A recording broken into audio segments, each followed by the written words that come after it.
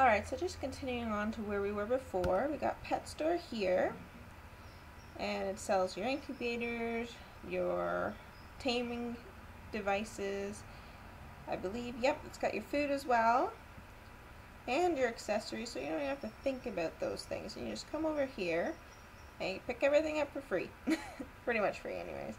And it looks like it's got, because spring and hairpin and summer fan, like I know that one's for marionette, so they do have implemented the newer ones, like succubus and incubus and goblin leader, things like that, so that's something to note.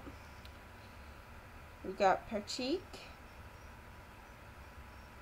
I don't know what he does, because he won't tell me, so we got the Imperium Breaker test, which is good for Sinks and Lord Knights. We've got ammunition, and I'm assuming, yep, so it comes with everything, so you don't have to use making arrow whatsoever. You can just come over here. Same for ninjas and gunslingers. It has all your implementals here, so you don't have to worry about anything. With the event and quest, which links me to another room. You can also access this room. There are two guys like this in WoonRO. I did record it earlier, but it cut out. I'll go back and I'll do that again and re-edit the video with them in there. He has the same sprite and Pronto as he does here, so it's hard to miss. We've got the hunting quests, which are basically get a random monster and a random number to kill. You will get 1 gold coin. So I have to kill Sword Guardian. Oh, wonderful. I have to kill 40 to get 1 gold coin. Kind of a shitty one to get right off the bat, but whatever. So kind of like the Taekwon mission system, only you don't know how many you have to kill. Apparently you can get mini bosses, because I just got a mini boss. There's the private DB room for $50,000. Or Zenny. It lasts for an hour, so that's good, especially because I'm assuming because they have that, they've got the maps disabled. If they don't, then that's a turn off, but I don't know yet. That's a good idea though, so that people aren't killing your mobs. We'll say you spawn a bunch from Lighthousen or whatever, like nobody's going to come in and kill them, we'll say. There's the Kafra employee. Says quite the interesting thing here. Use your brain, why am I here? Mr. Password is an event. Clucker is an event where you click and you blow up. Pouring Punch event, not entirely sure.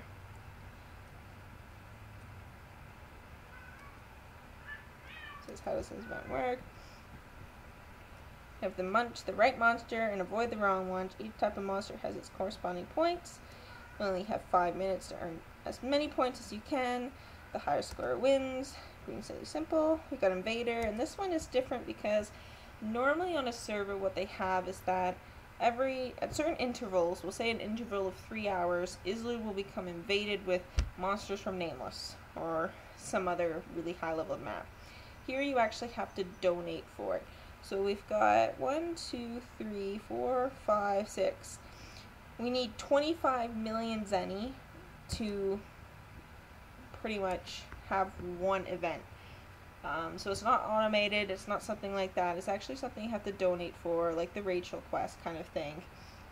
But because here we have the Warper, we don't have to do that quest. This is kind of similar in the way that you have to pay for it to happen though. You've got these ones here are rock, paper, scissors events.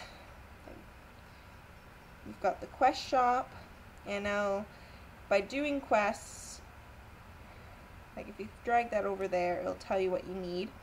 So you got undershirt, dragon scale, fire dragon scale, so that's actually really easy to make, you know, like you can't say Detartars is not the easiest MVP after Edga and Garm, you know, like anybody could do it, and it probably sells cheaply on the market. And Dragon Manto set is actually really, really good. Like when I play Type 1, that's the set that I use mostly because it gives me that flee that I need, and it gives me the depth that I need in a decent quantity. We've got slotted sunglasses, so I can imagine people are always going after those. I think this says 10. Or it says 1. Yeah, 1 million Zenny, 20 gold coins, 25 gold. 5 bagua. You need normal sunglasses, which you can buy in Alberta. You need angled glasses, which I think drops from dustiness. You need dark binder, which is an MVP drop, and you need Baphomet doll, which of course is an MVP drop, or from, I think, Old Blue Box, or Gift Box, I can't remember. But yeah, that one's a little bit harder, but not too hard. We've got hat makers, goes in alphabetical order. We have A to J, and similar to the other NPC, you drag it. We've got actually some there in the gold coin shop here. You drag it, and you click yes. And it tells me that in order to make hibiscus, I need $2 million, a bunch of witherless rose, 100, and a flower hairpin 1. So that's basically how that works. You drag and drop kind of deal. We've got the enriched refiner here for enriched aluminum. We have the card exchanger. 1 card for every 10 points. So you kill a monster, you get a card you don't want, you exchange, you get 10 points. And what you can do with those points is you can exchange it for gold coins, and then gold coins for that item shop with the Rangress that we just saw. So we'll go back to town. And now I have, if you count King of Imperium as an event, there has been 1 event since I've logged on today. There weren't any yesterday, but you can see here all the little text about it. So they do have King of Imperium, they do have other events as shown in that room. Going back to this, we have the NPC zone, which was that original room with the Rangress that I was in that had the pet store and whatnot. Then we have the event and quest zone, which was the one we just came out of that was a little bit sandy. But yeah, still people moving around in Piranha, so it's never, I have yet to see it dead. And here's the PvP warper, and if there are any players in the room, from what I know from yesterday, usually has a bubble above his head. It'll tell you how many people are in there, kind of thing.